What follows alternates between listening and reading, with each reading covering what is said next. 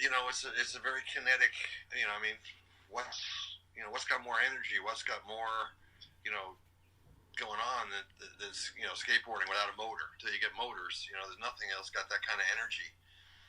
And my buddies and I, it's crazy because I'm trying to imagine. We must have had a surfer magazine that I grew up in a town of 3,000 people, right? So there was like one general store. That was it. We must have got a copy of a surfer magazine because this is in the 60s, mid 60s, like probably 63 when we started on our skateboards, 63, 64 when we started on skateboards, and it must have just been that. Because I'm saying now with the internet, you know how to find everything. You can get anything you want. You want some obscure spice from the Himalayan mountains, you can still get it.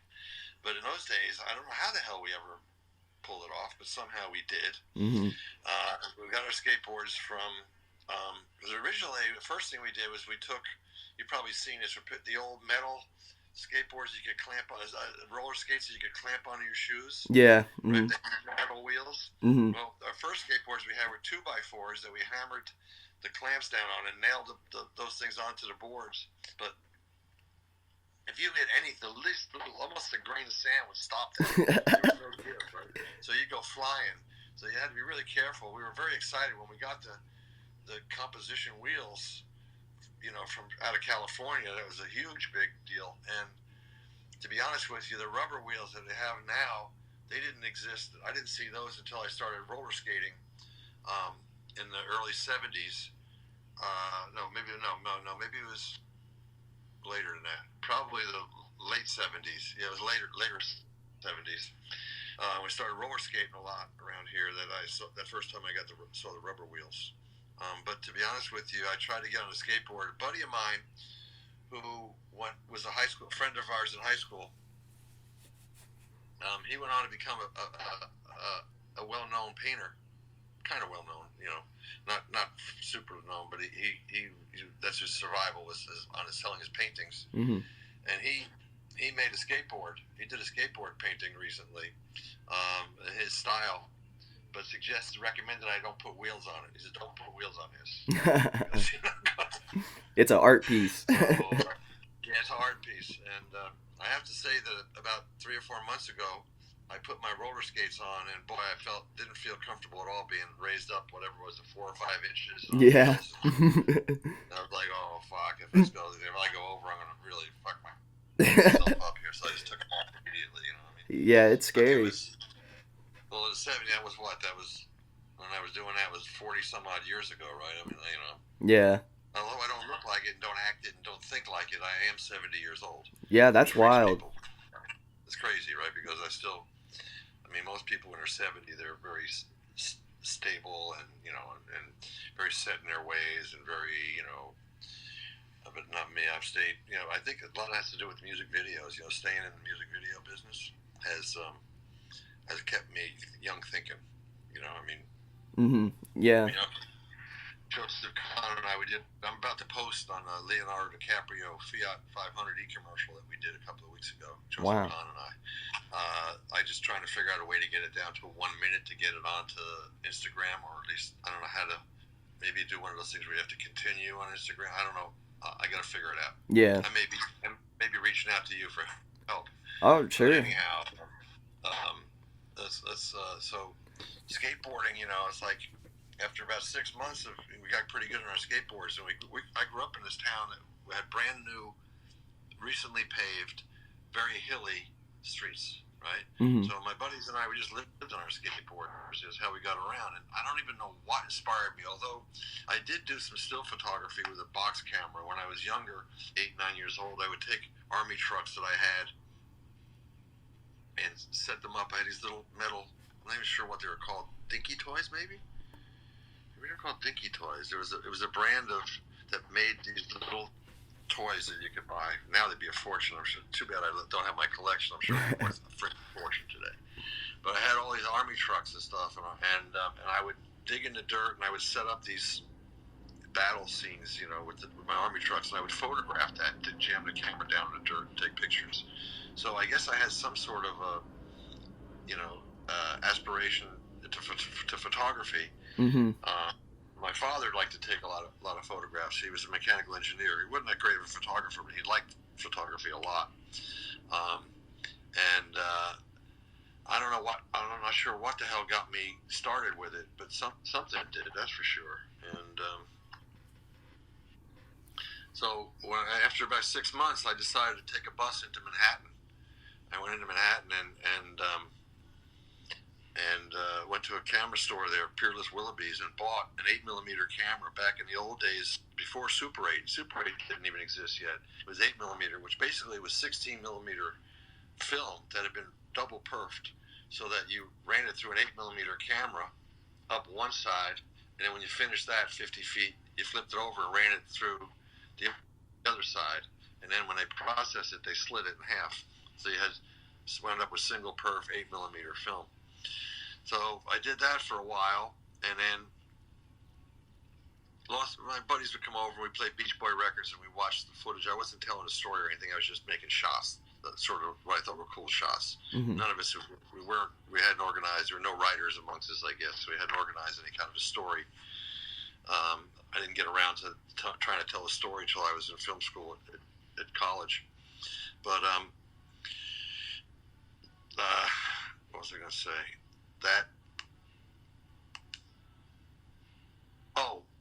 When I went to college in 1967, when I started the University of Texas in Austin, that it wasn't just distinguished as at Austin in those days because it was the only one in those days. There was no Arlington, El Paso, none of those existed. Just the University of Texas, it was Austin. Anyhow, there was a club called Vulcan Gas Company, where all the, you've seen like these posters from the hippie days of different acts that were playing, these very cool posters that were made to celebrate these gigs. And this place, Vulcan Gas Company, was one of those places that was like the Fillmore. It was the Texas version of the Fillmore East and the Fillmore West. It was like where the hippies and where musicians played in Austin, Texas. And I would go there because a lot of reasons. I was a hippie at the time. I was into music, and that's where the girls were. And 18, 19 years old.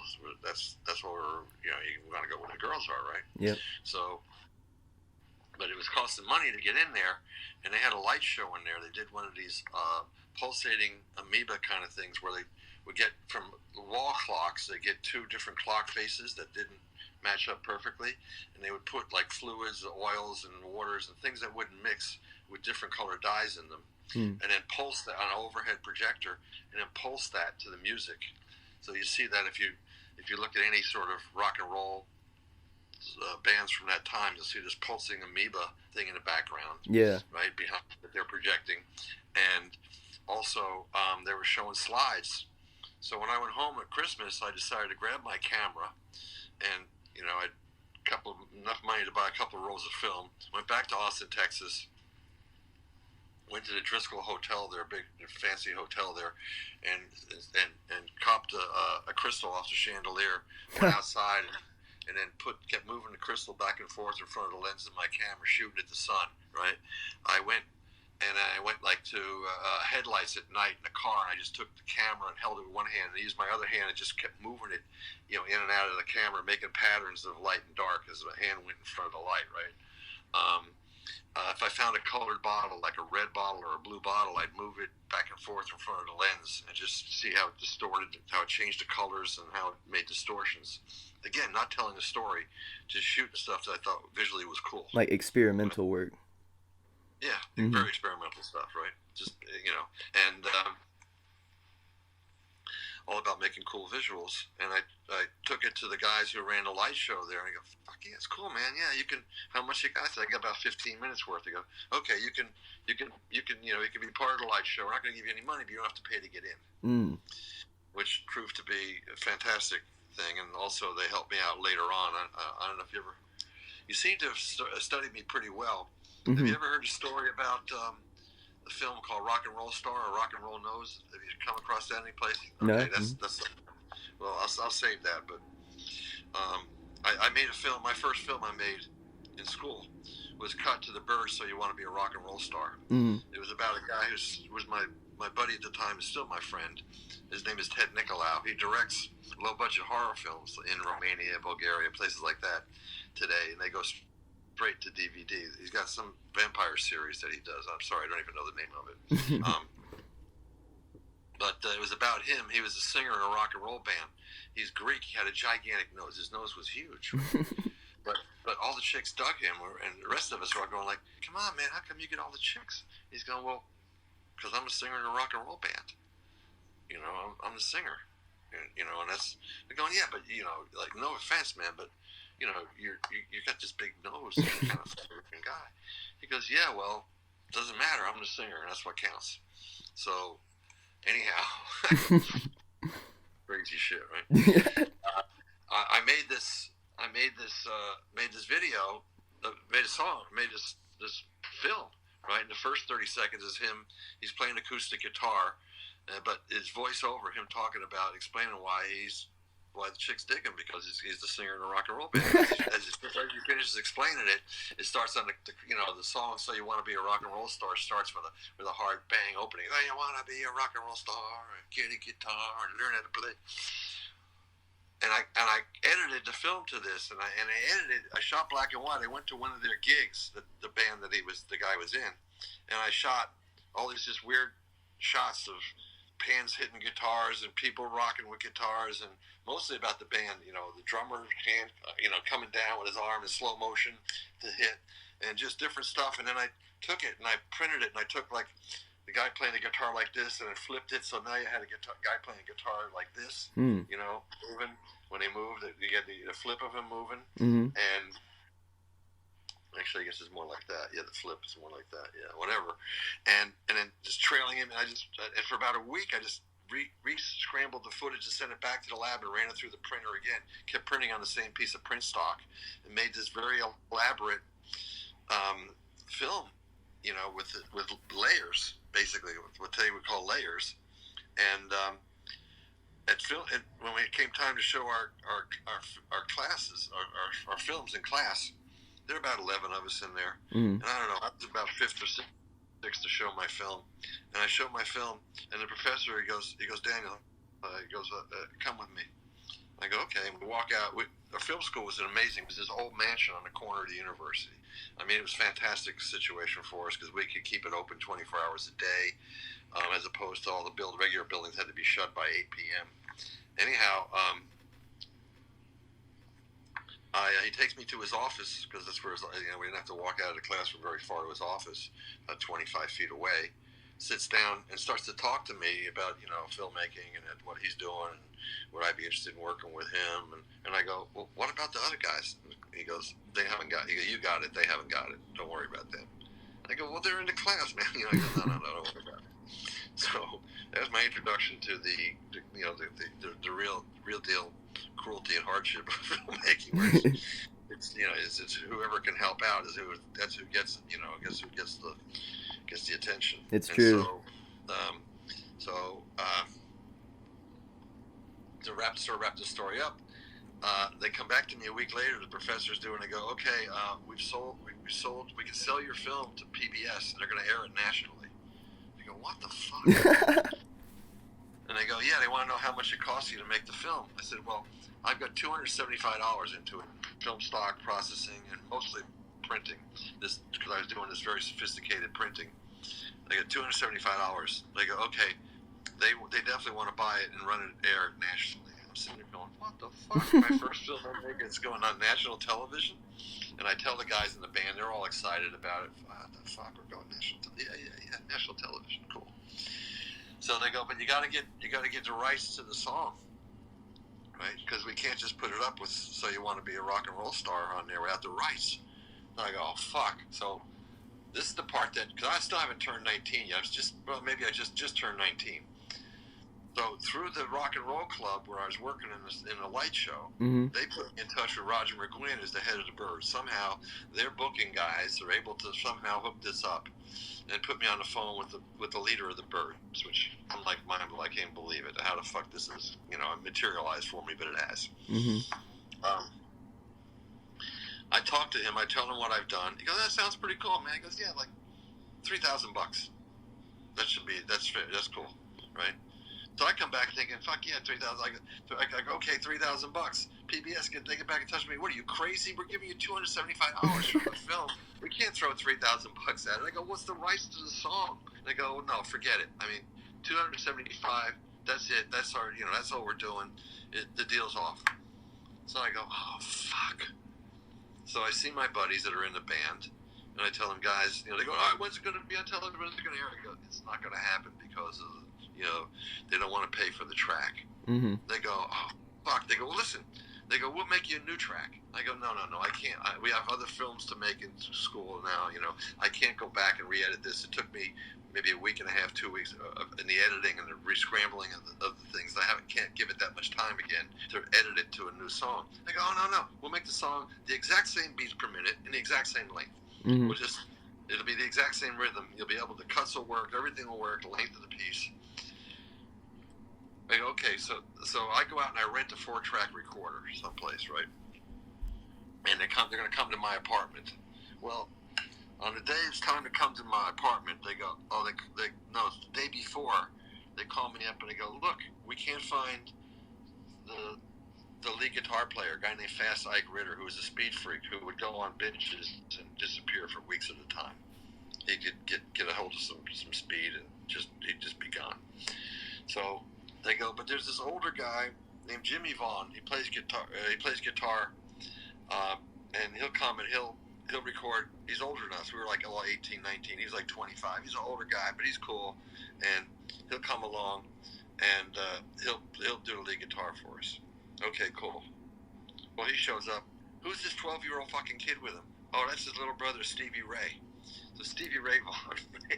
Yeah, no shit. That's crazy. Crazy, right?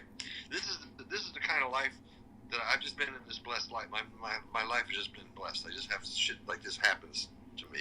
I've been really lucky guy. Mm-hmm. And I've been given lots of opportunities. I've killed it every time I've been given an opportunity. But I realize that that's my talent. But I have the luck to be given the opportunities, right? Right. So anyhow, that's a very long story on that. But that film did go on to air nationally on national TV, and if I ever can get it telecine transferred, and I fucked it up because the world's greatest colorist is a good buddy of mine, Stefan Sonnenfeld, who does all the big movies. Mm-hmm. And he said, yeah, bring me your student films, we'll do it for free. Well, I fucked around, and now, of course, all businesses are shut down. Nobody knows when they're going to start again. Right. So I had an opportunity to get that done for free. I just had to get my shit together and get it over to the other side of Los Angeles. I'm in Hollywood, they're in Santa Monica. Mm-hmm. And I fucked up. But anyhow, that's a long story there. Let's go to your questions. Okay. Well, that was a great ending. That's a crazy story. I love Stevie Ray Vaughan, That's incredible. And you met him when he was just a child. That's wild. Just a kid. He kept trying to get in the room. Of course, we were smoking marijuana. Yeah. And if we got caught in Texas in 1968 with a minor in marijuana, we would all be set up for forever. So we would not let him we wouldn't let him in. And right. The whole time he kept trying to get in. He's like trying to climb up the downspout. It's a second-story apartment. So he's trying to climb up something. He's ringing the doorbell. He's like, oh, it's I got basically what became a joke later, like, I got pizza delivery, pizza man.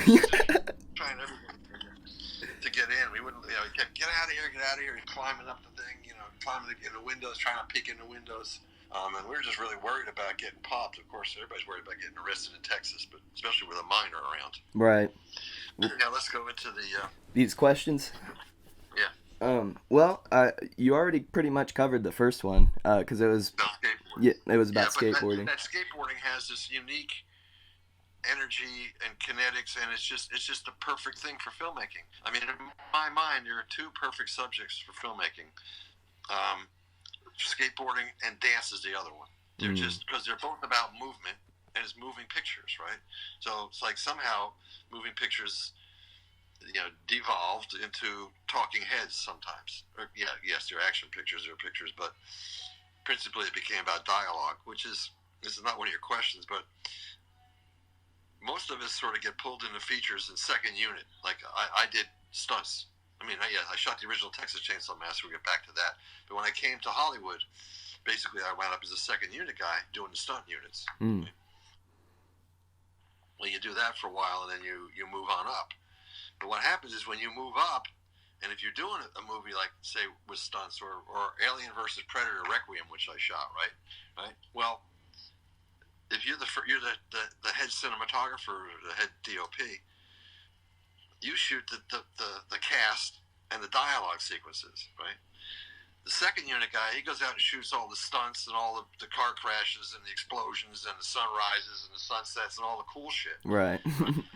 So it's kind of weird is that you kind of graduate as your reputation. I mean, yeah, you're still in charge and you're still doing it. You're still running the show, but as Australian cinematographer, I'm forgetting his name right now. He won for Dances with Wolves. He won an Academy Award. Mm. And he goes, "I'd like to thank you for the Academy Award, but I have to tell you, all those shots that you're honoring were all made by second unit. You know, that's just it's just the way it is that they go out and shoot the cool stuff. So why did I go down that road? What were we talking about? You have to excuse me. Skateboarding. No, past the skateboarding. Um. About the dynamics and the energy, right? Yeah. I mean, that's what it's what's cool about skateboarding, and it's what's cool about dance, and it's unfortunately that's what kind of thing that a lot of cinematographers or cameramen start out shooting. A lot of guys around Los Angeles, with cameras and they're on blades and they're going with skateboarders and shooting. It's just a natural. It's cool. The shit's incredible. The guys are doing stuff that's impossible to everybody that's watching. So you get viewers, and it's fun to shoot because it's got energy and it requires motion. It can't be captured in stills. Mm-hmm. So, and dance is very much the same kind of thing. That's what why both of them are such great subjects for filmmaking. In music videos, and it's about it's a lot about dance. Mm-hmm. And music video is a lot about dance, and all filmmaking really is a dance. In fact, when I shoot, even on a feature film, dramatic film, if there's no dialogue in the sequence, if somebody's just walking down the street, or even a music video, I'll insist that they play the music. They go, why they're not singing, or why they're not lip syncing, or why? Because when there's music, the musicians absolutely will move to the beat. Mm-hmm. That's how they got to be who they are. That's how they got in front of my camera in the first place, is that they got rhythm, right? I will move to the beat. I am the cinematographer of music videos that I am because I have rhythm, right? Mm-hmm. I get it. I don't have terminal white boy disease like a lot of guys do. Which I find that once they start pushing the dolly, I can find out who's got it and who doesn't have it. And after one take on a dolly, no, you got terminal white boy disease. Who's next? Somebody else try this, right? Mm-hmm. So the point I'm trying to say is no matter what you're shooting, you can use this yourself in your filmmaking. If you're not shooting sync sound, play some music. Depending upon what you're burning down a house is a good song for if you're doing something sort of up tempo, right? But what will happen is everybody will be moving to the same time. So, like when you're shooting music video, it's 4 minutes long, right? The average track, 3 to 4 minutes long. Well, if you want to block out and detail a shot, you can't. It takes too long to block out. Like, say, okay, when we want the camera to be here when at this in the break, and then here for the chorus, and there for the. It's like, you can do short pieces like that. Like if the director knows, or you propose a shot, or director proposes a shot for a certain sequence, so you want to do a special thing, that's fine. But you don't kind of try to plan out the 4 minute takes, because it takes a long time to plan out a 4 minute take, Mm-hmm. right? If you're doing something interesting and different. I mean, that's why a one shot video still takes a day, Right. because it takes a day, a half a day to plan it, or 2/3 of a day to plan it, and a third of a day to shoot it properly. Right, because of all the blocking. Like, it's so much blocking. Mm-hmm. Blocking. So much blocking has to go on. So, what made me start with down that? Oh, music videos, dance, blocking. Oh, so the rhythm is that you don't have time, so you lay a piece of dolly track, and you say, okay, and all right, now here we're gonna go. You gotta dance to the music. That means they look at me. If they look at me stupid, they go, oh, you're already in trouble. But I give it a try. That means you start on a beat and you stop on a beat. When you change directions, you don't do it in the middle of a verse, or middle of a chorus, or in the middle of a line on the count whatever it is. The end of a measure, that's when you stop. Beginning of a measure, that's when you take off. Right? Then I know when you're going to start and stop. And otherwise, if they're just doing it wherever they get to the end of the track, wherever that is, then I don't know when they're going to stop. So I'm correcting, because if I'm dollying to the left, means I'm probably panning to the right to keep the subject in the shot. And if they stop and I don't know they're going to stop, then I keep panning, and then I have to come fish back. Same thing if I'm stationary and all of a sudden they take off and I don't know it, because I'm thinking nobody's going to in the middle of a beat. So that's what we learn from shooting music video and dance, basically both being the same thing, and that's the rhythm. And so what I'm saying to you is, no matter what you're shooting, even on the remake of Invaders from Mars, which is not a very good film, but when I shot stuff in the alien ship and stuff, I always would play music, just so that everybody would be moving to the same, the actors, everybody would kind of move to the same beat, the camera. It just gives everybody like a metronome to go to, you know?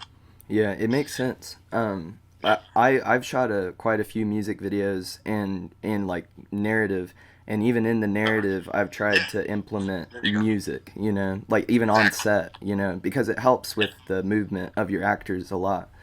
Well, then it helps with the movement, and then when you cut it against the track, they will magically appear that they're in sync with the track.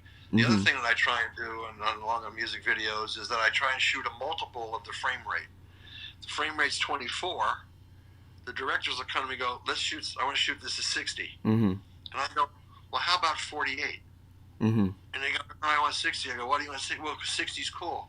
What's up with 48? Well, 48 is still going to come in sync every other. It's going to hit on a downbeat every other time. It's going to match up with that timing. On the 8 count, and every second 4 count, they're going to be on a downbeat again. Right. And so it's going to fall back. 60 is just a random thing that every 4 seconds or something is going to come back. It's just weird, you know. It's just a strange thing, you know. Right, and so, they're just saying 60 because that's what's, you know, popular. 60's got to be a number it's sort of the top. It's the top end of a lot of cameras. It wasn't so much in the film days. The basic camera we used all the time had a top end of 120. The Arri 3, Arri 435. Excuse me, Arriflex 435. Well, anyhow, awesome. Let me ramble. Let's get you back to a question. Well, you already answered another question, just in the music video sense. Well, pose the question again. I may have more to say. Okay. So you've shot music videos, and you've shot commercial work, and you've shot narrative features. So, like, in terms of branching off of those three, they're very different worlds, but you manage to like juggle them, kind of seamlessly. How do you go about doing that? Like, well, I insist on. I never let myself be labeled. When I first came to Los Angeles, they go, well, "What kind of guy are you? A food guy? Do you shoot tabletop? Are you a car guy? Are you talking heads? What do you do?" I go, "No, I'm a cinematographer. I do all of that." They go, no. And so in a commercial world, you have to be in one. They wanted to put you in one of those bags back at that time. Keep in mind, this is 1976 when I arrived in Los Angeles, right? So, what's that, 44 years ago? Yeah, 44 years ago. Fucking nuts. I can't believe it. But I've always resisted that, and it's funny because, as you know, my career started shooting student films, and I became like the staff cinematographer for the film school. Especially, I went on to get my master's degree because they told us that you can't break into the industry, which was true in 1971 when I finished my undergraduate work. There were still only half a dozen studios, 3 television networks. Chicago had 1 additional channel. New York had 2 additional channels. I mean, that was it. And to the 3 networks. So there was not a big demand for product. So they said you can't get into this business. So I did go on and said, if you're really passionate about filmmaking, and basically filmmaking was what kept me out of the Vietnamese War, because I was not interested in anything else they were teaching in school. My parents wanted me to be a doctor. I didn't give a fuck about being a doctor. And every night, the people who were protesting the war in Vietnam would bring in 16 millimeter film prints. This is before videotape. Videotape doesn't exist yet, right? So they would rent 16 millimeter film prints of Fellini, Bergman, Kurosawa, all the greats, right? And I got to see Godard, all these films, right, that they would bring in, that, keeping in mind, in those days, there was no multiplexes. Every theater was a single screen. And they brought the film in for 1 week, and that was it, right? And it was gone. So if you wanted to see a Kurosawa film, you had to be in a major fucking city that was running, that would show Japanese films. And then only in the 1 week that I was out, or 2 weeks, maybe it was held over for 2 weeks. But it's not like today where whatever you want to see, just boom, boom, boom on the keyboard, and you're watching it. No. It was very difficult to get to see something. Mm-hmm. This became my passion. They would charge $1 or $2 to see these films, and that's all I did. I wasn't even going to my classes. I was watching these films. If I could see one at 7 and another one at 9, and 9 when I got in until almost midnight, by the time I got home, I wasn't even going to class. I was just so into this, right? Mm-hmm. So now, since I knew that's the only thing that I'd be interested in, so I did go on to get my master's degree. And so while I was finishing my second year and working on my master's degree, the directing students that were ahead of me started getting some professional jobs, some commercials for, like, Textan was a belt company, Governors Don't Drink and Drive, public service announcements, little gigs like that. And they started hiring me to shoot them. So now all of a sudden, also they hired me to be a teaching assistant. Because I was going to leave. I was going to go either to New York, to NYU, or to UCLA or USC, and they didn't want to lose me at the film school, so they offered me a teaching assistantship, and for $400 a month, which is exactly what I had been receiving from my father to go to college. Mm-hmm. Believe it or not, I was married. I married a Texan around this time. And when I was finishing undergraduate school, and my tuition, this is going to blow your mind, my tuition went from $200 a semester to $50 a semester. Wow. That's what the University of Texas was in the late 60s. That's insane. Crazy, right? Yeah. Insane compared to what education costs today. Mm-hmm. Insane. Insane. So, but with the $400 a month that I was making as a teaching assistant, and which was all my father ever gave me to pay my tuition and to live on. So suddenly I've covered my living expenses, and now I started shooting commercials, so I started making some money. So I'm doing pretty good at one point. Right? So when we graduate from getting our master's degrees, I tell the 7 or 8 directors that are in there, they're all buddies of mine, we're all together, I shot all their films. They would even go fight with the professors. They'd all get A's every semester, and I'd get a B. And they go in there and they go, how come Pearl gets a B? We each made one film. He shot all 8 of them, And they go, well, he's just a button pusher. That's all he's ever going to get is a B. After a year of that, I went, you know what, fuck you guys. That's the first semester I tried to switch my major out of film school into the art school, where I was studying still photography under a guy named Russell Lee. If you ever get a chance to look up Russell Lee, he was, along with Dorothea Lange and Minor White, he was part of the Farm Securities Exchange during the Depression that did all those incredible Dust Bowl photographs during the Depression. And he's the third well-known guy out of that. And he was 67 when I met him, and he had done it. Unlike the film professors, who were a bunch of guys who couldn't get in the film business, who were teaching, this was a guy who had done it, and he and I hit it off like a house of fire. He'd never met anybody like me. I'd never met anybody like him, because he had been teaching art students for a while, and they'd go like, okay, the subject is the gymnasium, right? And the art students would come back with one picture of the gymnasium. I'd come back with like 7 or 8 shots, like it was a short film. Yeah. And he was digging at it. So he saw me as somebody different from the rest of them. Plus, the first picture I ever took for him was a house at night that I did a very long time exposure, black and white, very scary house that I wound up selling well over 100 prints of it. And in fact, at the A.S.C, they sold the last 2 prints for $1,000 a piece. Wow. So yeah. So that's the picture I took in '72.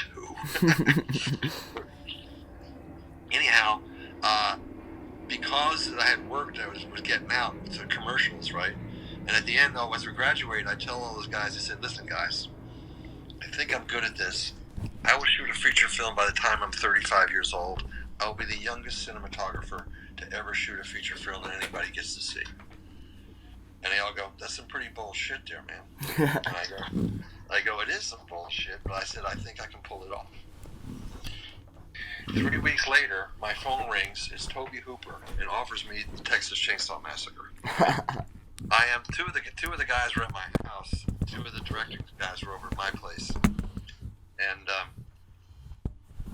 I was like, when I got off the phone, I played it kind of cool. And yeah, Toby, yeah, man, I'd like to read it. You know, thing. I hung up the phone. I'm like, fuck. You know, and then I go back. I'm like, sparks are coming off me, I think. And these guys go, what's going on, man? I go, guys, I'm 12 years ahead of schedule. I just been hired to shoot a feature film. They go, what the fuck? So anyhow, that gets me into shooting horror films, right? The Texas Chainsaw Massacre. Now that sets me up, and next thing you know, it's a huge big credit to my name, and it opens doors for me. Mm-hmm. And I stick around Texas for another couple of years, thinking that I'm going to get it going, doing commercials and stuff. But and starting to shoot some music there, because there's the music thing's starting to happen in Austin, Texas. Where Willie Nelson's moved there, and he's starting to get it some national notoriety to the music scene. So we start shooting some music as well. And eventually, my first wife, who was a makeup artist, she was the makeup artist on Texas Chainsaw Massacre. Toby wanted her to be an actress in the film, but Toby kept coming around the house to talk to me about stuff, and she finally convinced him to let her be the makeup artist in the film. And she did a hell of a job. In fact, became the first female makeup artist in the Union, first one in Hollywood, which is quite a landmark for her to pull off. That's awesome. It is awesome. And she wasn't a very good wife. She was an excellent makeup artist, but not a very good wife. To say. Sometimes that's how it goes. I'm 41 years with this wife, and she's a great wife. That's awesome. Congratulations. Well, thank you. She did a hell of a job too, raising our daughter. Our daughter's a pilot in the Air Force. Oh wow. Yeah, our daughter will make me look like, people think I'm a famous guy. When my daughter's done, I will look like I was joking around. She's taken the best of both of us and just taken it to the next level. That's so cool. I live right next to Wright-Patterson Air Force Base. Oh, really? Yeah, like I could see it from my window. She flies special ops, so she's in and out of Hurlbut. Oh wow, that's crazy. Down in Fort Myers, Florida. That's where she's at. That's awesome. She's done three tours in Afghanistan, 2 tours in Djibouti. But thankfully, she's a major now. But thankfully, they kicked her upstairs, and she's now training pilots. They said, "Look, you're a great pilot, and you're one of the best pilots we've ever had flying this Hercules, the C-130s. But at this point, it's more important that you train. We need 20, 30 more pilots like you. So now we want you to start teaching." So that's what they did to her. But anyhow, back to the story. So I stumbled along doing low-budget features for a while, picking up whatever odd gigs I could get, documentaries, whatever kind of work it is. So, because when I was in Texas in particular, that's what you did. You did commercials, you did music films, you did whatever it was. You're a cameraman, right? And they were, well, first thing all of us learned was how to pan and tilt. Pan and tilt was really, that's the skill to become a cameraman, right? Well, right away, then I got to get the image, and it can't come out black, and it can't come out white. I got to know how to expose this film, which didn't have a lot of latitude. If you were off by 4 stops one way or the other, it'd come out white or black with no detail on the film. So you had to be good with that. And I'm strong math sciences. I was very weak verbal. My SAT score was 780 math, and I was like 520 verbal. I mean, just if you're under 500, you couldn't even go to college. So in either one. So, but I was a very imbalanced guy, but very strong math science, which has led me to being a cinematographer. I should tell you at this point, my parents both gave me gifts unbeknownst to them. And they had no idea what was going to happen to me. I was left-handed. I had reading problems because of being left-handed when I was young, dyslexic, a lot of left-handed issues that I had. But today I love them because I have a different perspective on things than other people do, which I attribute has been one of the big things in my career, is that I'll be sitting there, we'll all be talking, everybody be talking down one path to solve the problem, and I'll suddenly, something will just come into my head like out of nowhere. I get hit like by lightning, and I'll say something that's totally, not, to the same end that we're all, but not along the same path at all. And I'll go like, what the fuck? Fuck yeah. Where'd that come from, man? I don't know. It just hit me. But that's why I'm very happy to be left-handed and have a different perspective on things than everybody else. So I think that's worked for me in my career. It may not work in every career, but in my career, it has for sure. Anyhow, stumbling along, I'm starting to see music videos on. We had the first movie channel here was the Z channel, and they would fill in time on their start the shows on the hour, the half hour. So movies don't never come out even on that. So they would fill in with music videos, right? So I'm seeing this before MTV. MTV doesn't even exist yet, right? And I'm seeing these music videos. I'm thinking these are fucking cool. This is like what I was into when I was making my own student films. I want to be doing these things. I want to be doing them. Well, MTV gets started up, and then one day I get a call from producers going, "Is this Daniel Pearl?" And I go, "Yes." And they go, "The Daniel Pearl who shot the Texas Chainsaw Massacre?" And I go, "Yes." And they go, "How soon can we get you over to the Chateau Marmont?" I go, "Well, what's going on?" Well, a director here, Russell Mulcahy. And Russell Mulcahy was very much the man in music videos at that time. He was the go-to guy, absolutely regarded as the best guy in music video. Right? And they go, "Well, Russell, you have to come and meet Russell." Right? I go, "What's going on?" They go, "Well, we were shooting with him, and he's not happy with the cameraman that he has, and he stormed out of the studio. And as he stepped out of the door, he turned back and yelled, 'If you want me to come back, get me the fucking guy who shot the Texas Chainsaw Massacre.'" Right? And so you got to get over here right away. We need you. We'll give you whatever within reason. Get over here. So I went over there, and now we're used to shooting only on film, right? And finishing on film, shooting on film, and printing on film. Very antiquated method by today's standards. Almost fucking, Stone Age. Yeah. Compared to what we do today. So he tells me, "Daniel, I need 62 setups, 2-day shoot, 62 setups." He goes, 58 won't do. I go, it's 62? Because, yeah, I know how the song breaks. I know where I have to cut. And I know the setups that I need to edit this the way that the song, it was Supertramp, so It's Raining Again was the video, right? So he says, "Look," he goes, "you've never been in a telecine suite where we transfer the film to videotape." He goes, "The reason that they're called music videos is we finish them on video. And we have a lot more ability, like we can say, all right, we want the reds to be more red, we can adjust only the reds, and the blues and the greens don't go more red. We want something more blue, only the blues go more blue, not the reds and the greens. If you want the highlights to be brighter, we can say only the highlights get brighter, not the blacks as well. If we want to lift the shadows, we can lift only the shadows and not the highlights." So he says, so we can a little bit pick the images apart and deal with them. Again, it's only maybe a 10th or 20th of what we can do today. Today's crazy what we can do in post. But anyhow, he goes, "So just do the best you can." He goes, "But you got to get me to 62 setups. Do the best you can, but do not obsess on any one." He goes, "Because I have a lot more control in the post over these images than you know of. And so don't be precious about them. You got to get me all the setups." Well, we go out, we do the job, we get all the setups, we get them all the setups. I have a very good crew at that time. I still always have. I'm very fortunate to have really good crews, and I insist upon having good crews. I mean, people want to work with me. Not so much now. I don't work that much anymore because I'm old. But in the old days, I was the best money-making machine. You get on Pearl's crew, and you're going to have a good. The guys are making over $100,000 a year on my crew, 20 years ago. That's incredible. Yeah, no, it was good, and living well and traveling all over the world. And they used to fly. I used to fly everybody in the old days. All my department heads have been to Brazil with me. They've been to Japan with me. They've been to Spain with me. They've been to Germany with me. They've been all over the world. China. Some have been to China with me. But not so much anymore. Now that economy's changed a lot. Let's see the crew. Oh, so anyhow, so we get in 62 setups. We go to Telecine. We transfer it. He goes, "You did a great job. Come with me." Takes me to a party at the Sunset Marquis Hotel.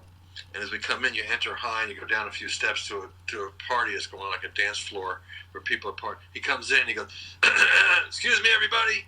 They stop the music. He goes, "These are all the directors, music video directors from England," which in '83, when this happened, it was an English industry. There were no Americans directing music videos at all. They were all English. Russell himself was Australian, but he was based in England, right? So it was an English industry. He goes, "This is the new guy." He introduces me as the new guy, and immediately I get signed up to shoot. Bryan Adams Cuts Like a Knife, Michael Jackson, Billie Jean. Crazy. Billie Jean. I mean, that's crazy, right? Is an opportunity, right? Mm-hmm.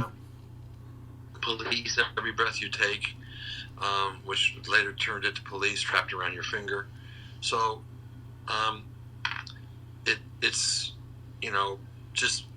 The lesson here is that to not be precious about the images, that you have to get the work done, right? And whether you're directing or shooting yourself, if you're directing, you can remind your cinematographer. If you're shooting yourself, don't get precious. Don't get stuck in the mud. Mm-hmm. You got to keep going. As long as you're moving forward, you'll find the right way. You go, well, you're going forward. That's not it. But they're not going, I don't know what to do. As soon as somebody says, I don't know what to do, they're fucked. Yep. Right? So true. What happened is, as soon as that happens, then you lose, because especially in student films, because you got people helping you out as a favor. Nobody's getting paid, mm-hmm. right? So even if they're getting paid, you lose their concentration, which is their interest, which is, you're fucked. But if they're not getting paid as student film, you can't keep them involved and keep them interested in the process, right? Then you're going to lose them. Next thing you know, it's going to be you and 2 or 3 other people out there trying to make the film. Yep. So you got to keep going forward, and hopefully you have a good plan, a smart plan. But no matter what, you never stop. You never get lost. It's funny, Joseph Kahn, who's the director who I've been posting with, who just 2 days ago now told me he's landed another feature, and it's his first feature, and he's actually getting backed. I won't tell you too much about it, other than he's got $10 million to make a picture. He's asked me to shoot it for him. Wow. And he said to me years ago, we were doing Mariah Carey, I don't know, 5-6 years ago. He turned to me and he goes, "Pearl, you're like driving a Ferrari." I go, "What do you mean?" He goes, "We always know what to do. Like every twist and turn and road and curve, you just like, we're just right through it, right?" I go, well, what? I mean, I'm a cinematographer. That's what I do. He goes, no, that's not what all cinematographers do. He goes, the young guys in particular, he goes, they often don't know what to do. I said, don't know what to do. I mean, that's our job. I would never sit there and go, I don't know what to do. I mean, I always would say, how about this, push it. But let me see. Does that wrap up? Does that sort of get us to the end of a question? Yeah, that was great. Yeah, and great answer. I always look at it like time is footage. Well, but I say time is footage, which you can, yes. And now on the commercial end of it, whether it be features or whatever, we say time and money are the same thing. Right. Because what we do with money is buy more time. Right. If we have a small budget, people will try and make it an 18-day shoot. I won't take an 18-day shoot. I insist it be a 25-day shoot. I won't take anything less than 25 days. It's so true. But all we do is just try, if we have money, we buy time. We can buy overtime, or we buy a piece of equipment which lets us go faster. But everything about the money is always used for time. Right. You might try and hire an actor who's going to be better at it, do it quicker. You might, get a crane where instead of having a fucking rig onto a Condor, you might get a movie or a Steadicam instead of having to lay 1 million miles of dolly track for a tough shot. We just use our money to buy time. Yep. Because time is our most valuable resource. They are the same thing in filmmaking. Money and time are the same exactly. Right. Time is the most valuable thing we have, you know. It is. Um, and that's why I appreciate you giving me your time today. This has been really cool. But Yeah, I well, you know what? You're getting a really good tape, so don't forget to get it to me, oh I because won't. I am saying some really good stuff here to you that I haven't said to a lot of people before. All of it I've said to one person or another, but I don't think I've ever assembled all of it in one place like this before. Well, Larry Cohen is an incredible guy and a fantastic man for me to have hooked up with. Um, he basically, I had a roommate at the time when I first started working for him that was an editor, and I guess he was shooting and had some problems going on in Phoenix, Arizona, and fired his whole crew there and called me up and said, "Bring your gaffer and your A.S.C." And I don't know if I brought a grip or not. I don't remember. Maybe there was a grip, maybe not. We may have been doing it all ourselves, and we went and continued shooting for him. Larry had an incredible energy about him. A very magnanimous, wonderful guy. Just a great person. Excellent sense of humor and bizarre sense of humor and bizarre sense of filmmaking. And we made several films together and made them very quickly. There often was no script. Not like normally you're handed a 98 to 110 page screenplay when you take a movie. No, not with Larry. He sort of tell you this is the gist of the story, and they give you an idea so you had a feeling, so you could, provide the right mood in the story. But Larry was a very good sort of growing ground for me. Larry was making these low budget films, and I was a guy who had done one feature film and comes to California. And I don't know how long I'd been here before I hooked up with Larry. I don't think it was that long.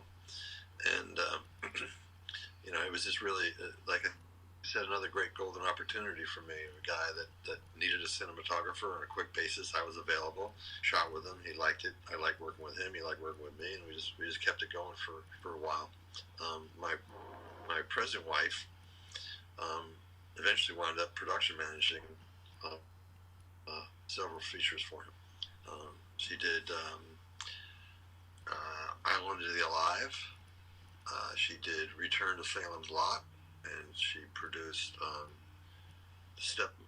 Wicked Stepmother. That's awesome.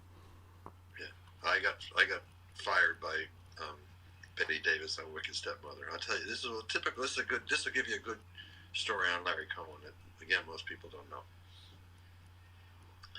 Larry Cohen calls me up, says, "We're going to do a movie with Betty Davis." I go, "Betty Davis? No shit, really? With Betty Davis? Holy shit, man!" He goes, "Yeah." He goes, "But she's worried that about the cinematographer, so there has to be a screen test. So you got to come to my house, and you're going to light her, and we're going to shoot a screen test." I go, "Yeah, but sounds to me like I'm getting tested." He goes, "You're right. You are getting tested. It's you getting tested." I said, "Okay." So I go to his house, and I light her beautifully. She looks amazing, right? She sees the footage. She's thrilled. Next thing, I get a call from, I guess from Larry or from Betty's assistant going, "Betty wants to have lunch with you, and you need to go to her apartment." Right? She got an apartment in one of these old school, really nice big old apartments that existed on North Fairfax, I think. And I go up there, and I'm not sure what's going. Why am I doing this? Larry goes, "Look, you got to do it. She wants to talk to you. Go there, right?" So I get up there. I'm thinking, "Oh, what the fuck is this all about?" I ring the doorbell. The assistant opens the door, and over her shoulder, on the mantle, above the mantle of the fireplace, is the picture, the painting of her from Jezebel, right? In the movie Jezebel, the painting of Betty Davis. And the place is like a Betty Davis museum, right? And we sit down to a nice white tablecloth. We sit down to a lovely lunch. The assistant serving us lunch. And Betty goes, "Daniel," she goes, "a leading lady and a cinematographer have to have a very special relationship. I'm thinking to myself, oh, fuck, no. I mean, is this like, am I supposed to get in bed with this woman? Is that what the fuck is coming here? I mean, she's like 78 years old. She got a broken hip. She smokes one cigarette after the other. Just cigarette after cigarette after cigarette. I'm going, oh, my God. I'm starting to get like, what is happening here? She goes, Daniel, I have to tell you something. Or I have to ask you something. And then I'm going, oh, no, here it comes. She goes, this Larry Cohen, he thinks he's directing the movie, but really I'm going to be directing this movie. And I need to make sure, as a cinematographer, that you're going to be allied with me, and you're going to go along with what I say. So I'm sitting there going, what the fuck? This is a new intrigue that I've not been involved with before in my young career. Although I guess I was 37 at that time. No, I was 39 at this point, yeah. So anyhow, to get out of there, I agree to everything. Clearly I have to agree. The way I'm getting out of this conversation is to agree. So I agree. I get out. I immediately go to a phone booth. I think this is before cell phones. Maybe it just had. No, I don't even think I had a cell phone yet. No. And I call Larry up, and I go, Larry, fucking bitch thinks she's going to direct the movie. She wanted me to swear to her that I was going to go along with her. He goes, promise her anything. I don't give a fuck. He says, I just need her in the movie. He goes, don't worry, I'll direct the movie the way I want to, but just go along with it. I just need her in this movie to get the backing or whatever it was, right? Well, So anyhow, comes now, we're going to make the first shot with her. We're about ready to start shooting. We're going to make the first shot with Betty Davis. All right. Larry goes, okay, I want to start out outside in the backyard. It's date time. We're going to start outside in the backyard. The camera is. It's going to dolly through the den, dolly through the living room, come into the foyer, and dolly up to a staircase as Betty descends down the stairs. I go, Larry, I can't light her the way I lit her like that. He goes, I know, that's why I designed a shot this way. He goes, I don't want her lit beautifully. She's the wicked stepmother. I want her to look ugly. And Larry Cohen, so that's the kid, and Larry would do stuff like, he was friends with everybody, right? He knew all of Hollywood. And so we'd be sitting there in a restaurant. He would refuse to have a caterer too. We'd go to a restaurant. We'd take the crew to a restaurant, which is not efficient time-wise. We go in there. Everybody would order. We'd suddenly swap the kitchen. Even if it was only 10 or 12 of us, suddenly get 12 orders, in the kitchen, and we have to wait till everybody figured out what it was. Everybody had to get there. It was just an inefficient way to go, but it's how he liked to roll. But he'd be sitting there, and he'd ask me in a restaurant. He goes, "Do you have a phone here?" And they go, "Yeah." Can you bring a phone to the table? I go, "Yeah." You pick up the phone. And you go, "Hey, listen." Ed McMahon or somebody like that. Ed McMahon that was with Johnny Carson, on the Tonight Show. He goes, "Listen, Ed, what are you doing this afternoon?" Or Alan Alda. One time he called Alan Alda. He goes, "Alan," he goes, "what are you doing tomorrow?" Alan goes, "Nothing." He goes, "Well, you want to be in my film?" Alan goes, "Yeah." I goes, "I have a nephew who needs a car." So Larry goes, "Okay, I'll buy your nephew a car." And that's how it all went down. He'd call people up, like, "What are you doing today?" And if they weren't busy, he'd come on, come be in the film. I'll give you a scale or whatever. He wouldn't give them a lot of money. They go, "Well, you're sitting at home doing nothing. Why don't you just come and, I'll give you a scale, whatever, help you your insurance needs or whatever." So he was a wild man. Yeah. And, at one point, I had a van at the time. At one point, he turned to me and goes, "How come you don't have one-way glass in this van so I can shoot from the van? Just drive up and just film out of the van." I said, "I do have a van like that, but Candid Cameras already rented it out. I can't, it's crazy."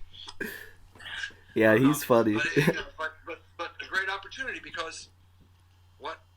And do you listen in film school? Are you guys shooting digitally or shooting on film? Well, we primarily shoot on digital, but they do teach us how to shoot and develop film and still photography. Right. Yeah. Right. Okay. Right. Well, there's some value there because it's funny. I posed this question to a lot of young cinematographers. When we were coming up, we would save our money, buy a roll of film, save up enough money to get it processed, and then very carefully painstakingly shoot each picture, right? Mm-hmm. As opposed to now in the digital world, once you plop down on the camera, you can take 1,000 pictures, a Yep. million pictures. It's not just 30. So which is better, right? That you obsessed with each individual picture, or that you could do it, do it 40, 50 ways, or tighter, brighter, darker, and see which one you like better. Mm-hmm. Invariably, the young cinematographers always say that the old school way was the better way. Me, I'm a believer that you learn from doing it. So I believe that the digital way is the better way to learn, because you could do it so many different ways. I mean, even like if I take a picture with my phone, I'll shoot it 4 or 5 different ways. Right. Just to that's something that I would never do wouldn't do in film. Even if I was today with money, I have money, I still wouldn't shoot it that many different ways on film. I mean, I'm talking about stills, but it's an interesting thing. But again, I don't know what got me to this point. Is that I have so many things that sort of intersect, right? That I always go, well, what got me to this point? Right. Crisscross of things. But I'm the same way. I just thought it was me being old. But okay, maybe it's not. No, I'm the same way. For me personally, I think it's maybe like, pop brain. But yeah, but definitely. You said POT. Yep, Brain, right? pop brain. Yep. Well, I will tell you that I started just before I turned 18, and I have smoked every day since. So I never having anything to do with work. We tried that one day on the original Texas Chainsaw Massacre, because the guy was growing it in the field, and he told us, and so we all smoked one day. But it was really tough to do the job, especially as a film cameraman. There's a lot of math. You do a lot of f-stop and frame rates and shutter angles and stuff like that. That you have to do a lot of math, and then communicate with everybody. And I just sort of tend to draw to myself. Having said that, when somebody gives me a treatment or a script to read, I'll definitely, smoke a joint before I read it, or deal with the treatment. Like, that's part of where I come up with some of my crazy ideas too. I just come up with this crazy shit. Right. People are like, what the fuck? It helps. It really does. It helps. Definitely. I found it to be an inspiring thing. But yeah, it does have. I do lose shit all the time. Like, where the fuck's the pen? I'm the same way. Not even 15 seconds ago, I had the fucking pen. I eat it. I'm the same way. I lose my head if it wasn't attached to my body. Shit like crazy. Anyhow, any more? You got another question? Well, yeah. Let's end it on a kind of cool, fun question. So you've been regarded as kind of reinventing the look of horror films multiple times. And people have you've inspired people to replicate this look. And so what inspired you to create that look of Texas People Chainsaw? ask me that question, and my inspiration on a movie is to stay on schedule. Yep. Okay. Now, there are when on the original Texas Chainsaw Massacre, I mean, I didn't know. I thought I was 23 years old. I thought I knew a lot. I didn't. Now I know I still don't know it all. But at the time, I did think I knew it all. Now, light is something you never stop learning about. Light is just a wonderful, wonderful thing to fall in love with, because it's got so many characteristics to it. It's just so broad ranging. It's got so much going on. Light, the presence, the absence, the proper color, the wrong color, whether it's right or wrong. It's all interesting in so many different ways. It's got so much tied emotionally to light, right? Mm-hmm. That the mood is it's really where we get the mood. Yes, the mood is the lensing, the mood is the angles. But what separates the boys from the men? I mean, I was talking earlier about painting and tilting. You can teach that's like serving a tennis ball. You can teach anybody to paint and tilt. Right. Composition is something that I think you have to be born with.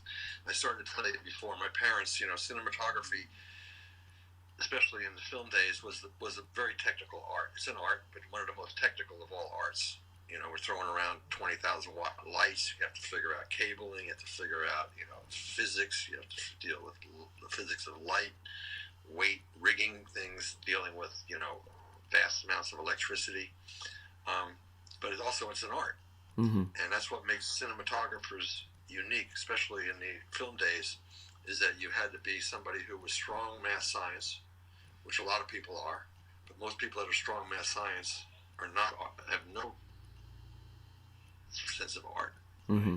And so and then there are people who are strong in art who can't fucking add 2 and 2. Right. So you need to be a cinematographer, you need to have a foot in both. And my parents gave that to me. My father was a mechanical engineer, all about physics, and my mother was a painter. Mm-hmm. Not a great painter, but she painted. She did it anyhow, so it gave me some inspiration there. So there's this thing of forget. Oh, the question was, what was the last question? Your inspirations for your style. Inspirations, right? Mm-hmm. Inspiration. So I don't really go out, if I'm hired to do a movie, I don't go out and watch a lot of films and type. I mean, I read the film, smoke a joint, read the script, and I'll start penciling ideas down right away. Mm-hmm. And as I tell people, the first time that you read a screenplay, you see the perfect movie because you've cast it perfectly. You've got the perfect cast, you got the perfect locations. Nobody's telling you can't have a crane or you can't have a steady cam or whatever it is you need to get the shot, or a lens. So when it needs to be a 1,000mm lens, you can go rent 1,000. In my mind, as I'm seeing it, is perfect. From that point on, it becomes a series of reductions of the ideal film. It just gets reduced and reduced and reduced as reality, budget, and things come into play. Right. So when people ask me what's my inspiration, well, first of all, on the original Texas Chainsaw Massacre, what I was doing really was bringing the moves, the compositions. This is before video assist. You have to keep in mind that during the shooting of that one in the summer of '73, I'm the only person that's seeing the shot as it goes down. Right. Nobody else is seeing it. The director was quite good in those days because the director stood, you'd be on the camera like this, right? Your right eye in it. The A.S.C. would be right here, pulling focus, and the director would be right there, watching the scene as close to the camera as he could, so we could see how things were juxtaposed visually and within the frame and stuff, right? Without being the camera operator. So there, my input on the original is a lot in the moves and in the compositions, and that stuff I think is strong as shit, and I don't think anybody could really do much better with that today. Mm-hmm. That film, a lot of the look of that film has to do with how little I knew about light and technology at the time. Are you familiar with ISO? Obviously, yeah. You're an A.S.C. Mm-hmm. I mean, you work in cinematography. Excuse me, I didn't mean to say A.S.C. a cinematographer. Mm-hmm. You work as a cinematographer. Well, the only film at that time was a ISO 100, and it was declared to be. We shot 16mm for a 35mm blow up for theaters, and it was declared to be too grainy. So it was mandated that I had to shoot the film at 25 ISO. Now you can imagine 25 as opposed to today what's now 1600. Yeah, 800, 1600. So, yeah, that's crazy. Every double is twice the light. So you got 50, 100, 200, 400, 800, 1600. 6 stops. So that's 2, 4, 8, 16, 32, 64 times the light. Crazy. Right. So I mean, now we shoot with candle. Just light. Somebody's got a candle. That's the light. Yeah. I mean, we can't believe what we went through to make things look like they were candle lit. It was a craziness what we went through to make things look like they were lit by the candle. So anyhow, I couldn't do anything referred to as sexy with the light. I couldn't do bounces or go through heavy diffusion, I had to use the light efficiently. I had to drive light. Mm-hmm. So in order to get exposure indoors, the light had to be pushed right there, frequently flat lighting and just driving. So the film has a sort of a documentary look, Also, HMIs don't exist, right? And I don't Right. have arcs. The brightest thing I have is a 10K, and that has to be gelled over to daylight, which is knocking the piss out of it. I'm getting like 1/3 of the light output once I put this gel on it, knocking the fuck out of it. If even a third, might have been a quarter. You may have noticed that I did 2 movies with Marcus Nispel, and I bet several hundred commercials with him as well. Mm-hmm. And he and I, we did a remake of Texas Chainsaw Massacre, the Jessica Biel one, Yep. together. And he and I we just see light identically. We had a long relationship, 14, 15 years, working very, very lucrative too, because he was at that time when we started to get in together, becoming one of the top guys in commercials. And we rolled like crazy. We did a lot of commercials. We were shooting all the time, all over the world too, and big jobs. Nobody ever questioned a penny, and it was just great. And so when he was asked to direct the remake of Texas Chainsaw Massacre, the first of Michael Bay's Platinum Dunes remakes, right? Michael Bay started buying rights to remakes, and he and I, we're just of one mind. And so it's funny you said that having set the look of horror films. Mm-hmm. People feel like I've done it twice, but I did it with the original, and I did it again with the remake of Texas Chainsaw Massacre. And in fact, when I shot Alien vs. Predator Requiem, the brothers Strauss, they were the directors, and they had to leave. We were in Vancouver, and they had to go away for the weekend. And I said, okay, guys, what do you want me to do while you guys are gone? Anything I should do? They go, yeah, watch the remake of Texas Chainsaw Massacre. Watch it over and over again. We want this to look just like that. And, of course, it was my own work, so. That's awesome. That's why they hired me. Right. That's awesome. I got to tell you that whenever I was a kid, those movies were released. Like I was probably around like 11 or 12 when I first saw the remake and of that and Friday the 13th. And I love them. Like I know that they don't, that they don't get as much play within the horror community, but to me, they affected me the same way people talk about, the original Texas Chainsaw Massacre affecting them. It was really scary and felt real. I think they're both good films. Yeah. Personally, I think both of them are. I love the look that I gave the second one. It may be the best looking movie I ever shot. That, or some people think it's Pathfinder. Mm. The Viking picture that I shot might be the best looking movie. That's a great looking film. Yeah, thank you. Mm-hmm. Thank you. It's what I live for. It's what I strive for. My wife, she handled my bookings for years and years and years. She always said, well, you get Daniel pretty pictures whether you want them or not. So.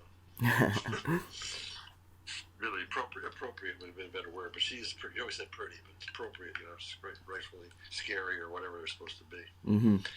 But they are. Well, I guess that about rounds it up for our questions for today. I really appreciate you talking with me. No problem.